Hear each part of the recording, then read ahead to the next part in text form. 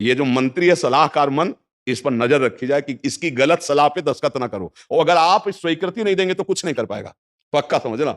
आपकी स्वीकृति से ही होता है जो कुछ होता है। आप जाके देते हैं कि चलो अच्छा ठीक है, बस फिर आपकी कोई गम नहीं है, वो आपसे करवा के मालेगा, इतना बलवान मन है, बड़े बड़ों से करवा लेता है।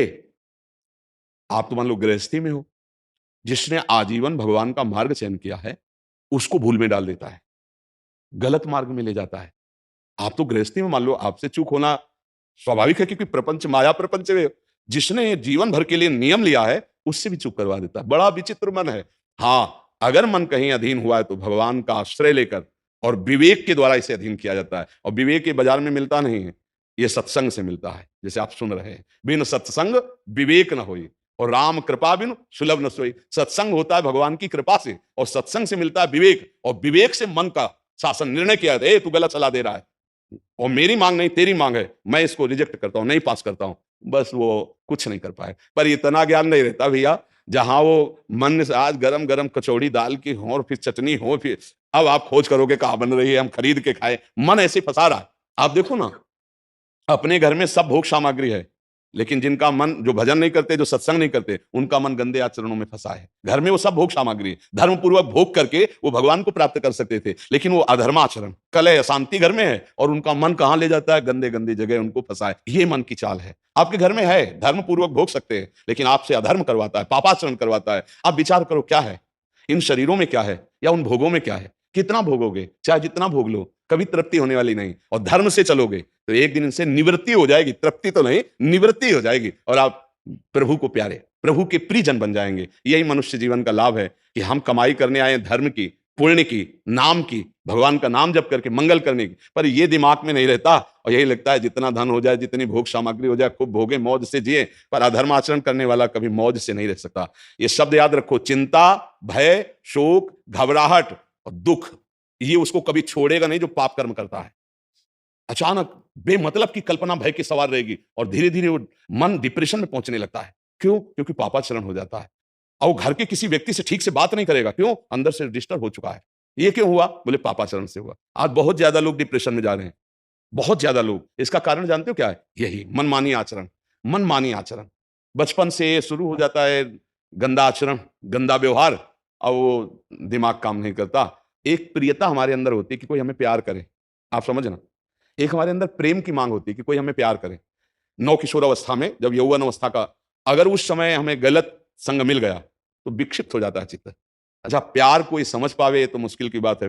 प्रेम का निर्वाह तो सिर्फ भगवान करते हैं, या भगवान प्रदत्त ऐसा कोई दे दे जो प्रेम का निर्वाह करे। नहीं, अपने हृदय से जिसको हम प्रेम करते हैं और वो कहीं दूसरी जगह देख रहा है, अब विक्षिप्त हो जाएगा वो व्यक्ति, नहीं हो जाएगा। और ये प्राय बहुत तायत में हो रहा है। क्यों? क्योंकि पूर्व संस्कार बन गए। अच्छा, जैसे देखना, बॉयफ्रेंड गर्लफ्रेंड, ब्रेकअप, फिर बॉयफ्रेंड, फिर गर्लफ्रेंड। समझ रहे हैं क्या संस्कार पड़ रहा है बच्चों के अंदर? अब वो जब वर्ण करेंगे एक पति का, तो उनके अंदर निष्ठा आ पाएगी, वो संयम से चल पाएंगे, वो एक गृहस्थी को संभाल पाएंगे, वो अपने पति या पत्नी पर पूर्ण प्रेम कर पाएंगे? नहीं कर पाएंगे। क्यों? क्योंकि आदत खराब हो चुकी, संस्कार खराब हो चुके। अब ये हमारे समाज में ज्यादा फैल रहा है, नहीं फैल रहा है।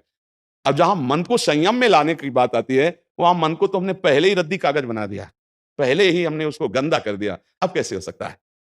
गृहस्थी बहुत पावन मार्ग है, कोई ऐसा नहीं है।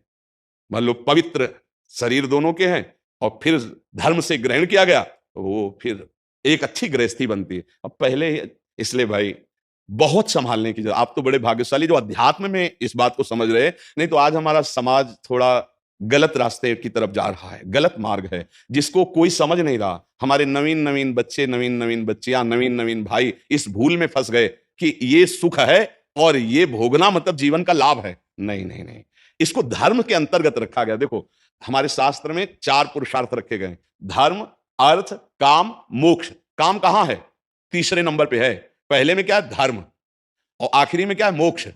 जो धर्म से चलता है, धन धर्म से कमाता है, धर्म से काम भोग करता है, वो मोक्ष को प्राप्त हो जाता है।